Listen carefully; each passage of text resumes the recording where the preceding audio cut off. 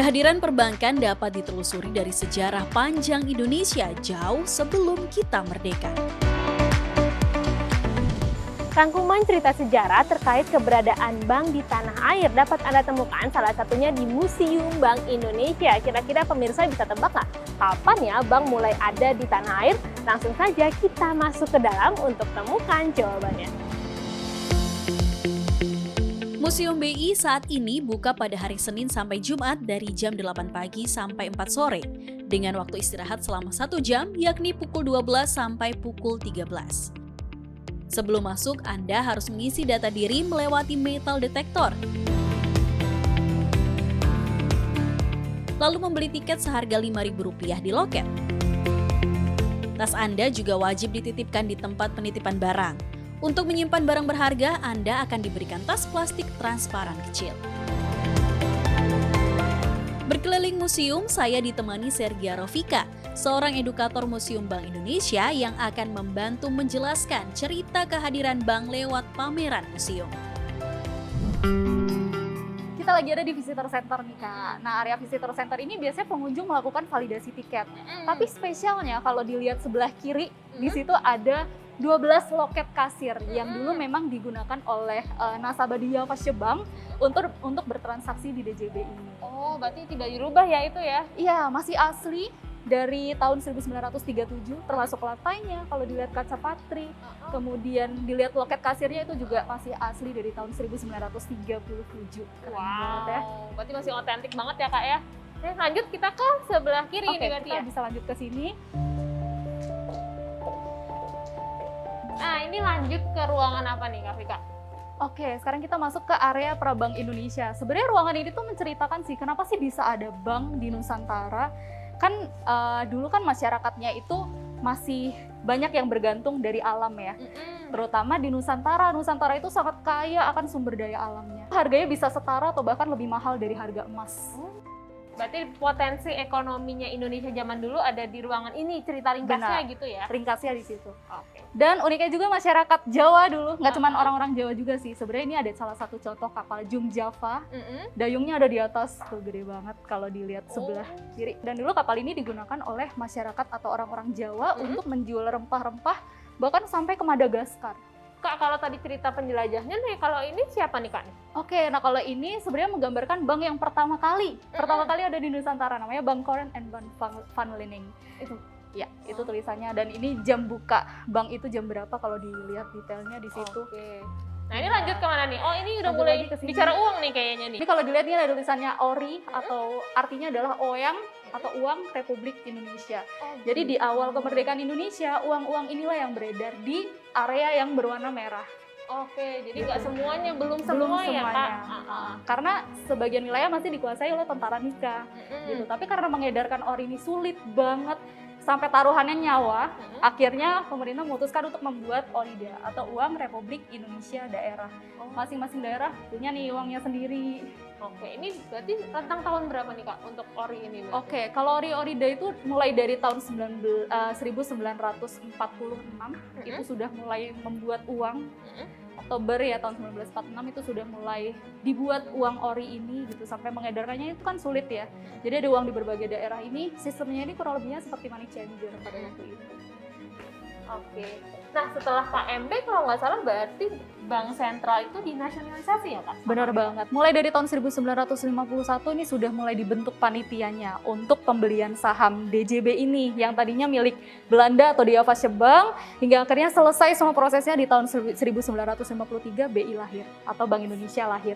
Gitu. Nah, di sini ada gambaran perubahan logo Bank Indonesia dari DJB menjadi BI, yang dimana kalau diperhatikan logo DJB, J atau Java Bank, J-nya itu ekornya dipotong sedikit untuk bisa membentuk huruf I, akhirnya artinya itu menjadi Bank Indonesia. Dan Gitu. emang punyanya Indonesia ya? Iya, punyanya Indonesia. Nah, Dan cerita soal periode-periode selanjutnya nih.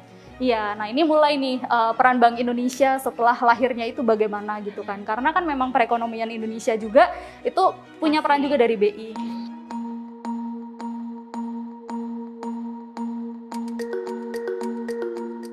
masuk di eranya Bapak Soekarno, pernah ada pembangunan proyek mercusuar untuk persiapan event Asia pada waktu itu gitu. Akhirnya banyak sekali pembangunan seperti Monas, ada GBK, Masjid Istiqlal dan lain-lain gitu. Cuman Ada Hotel Indonesia juga ya. Hotel Indonesia, benar.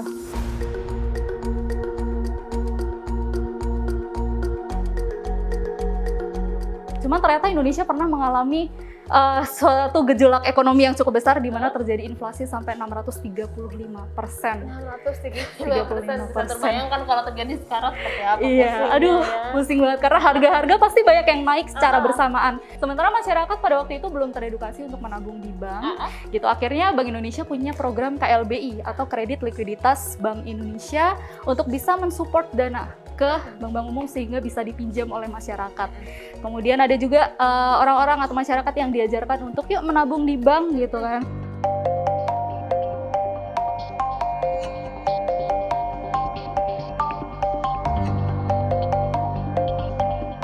Nah, ini kita masuk ke periode apa Kak? Ini kok ada kaca-kaca gedung-gedung ini nih? Iya, kita masuk di periode 4 ini, sebenarnya periode yang menceritakan tentang kejayaan Indonesia di era Pak Harto, di mana Indonesia sempat dikatakan sebagai macan Asia. Karena perekonomiannya ya. Ya, yang tiba-tiba melejit naik gitu, after inflasi terus tiba-tiba melejit naik gitu.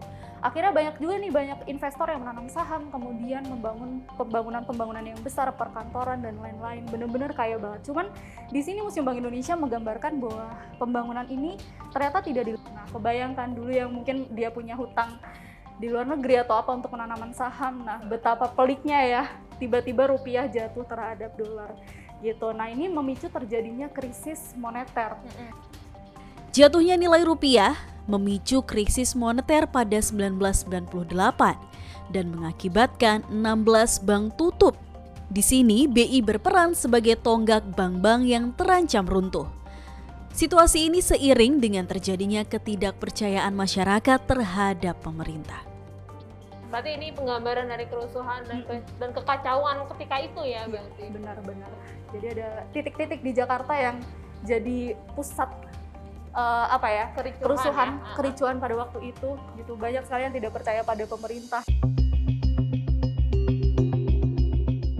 Nah, akhirnya Bank Indonesia punya kebijakan atau program yaitu Bantuan Likuiditas Bank Indonesia atau BLBI BLBI gitu. Jadi benar-benar Bank Indonesia serba sibuk di telepon bank sana sini gitu ya untuk meminta support atau bantuan dana pada waktu itu. Nah, ini berbenah pasca krisis, berarti setelah 98 berarti, iya, setelah reformasi gitu ya? Benar. Nah, sebenarnya uniknya adalah Bank Indonesia pada waktu itu masih under pemerintah.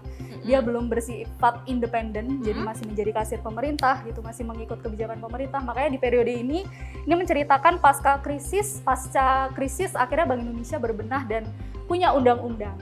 Nah, di sini bisa dilihat nih Undang-Undang Nomor 23 tahun 1999 untuk independensi Bank Indonesia. Ya, pasti Bank Indonesia punya tugas untuk menjaga kestabilan rupiah.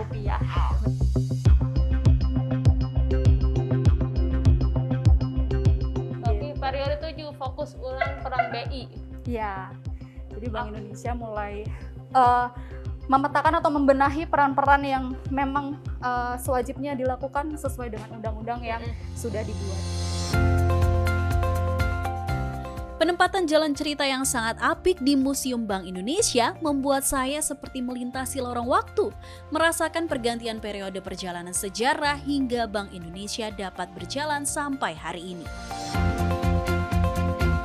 Atmosfer ini ditunjang dari lokasi Museum Bank Indonesia yang menempati bangunan cagar budaya yang sebelumnya merupakan kantor De Javaasche Bank asal muasal Bank Indonesia. Tak heran jika ditemukan banyak hal unik dalam gedung ini, salah satunya brankas yang menjadi tempat penyimpanan aset berharga DJB. Seperti apa penampakannya? Bagaimana uniknya kantor bank era kolonial?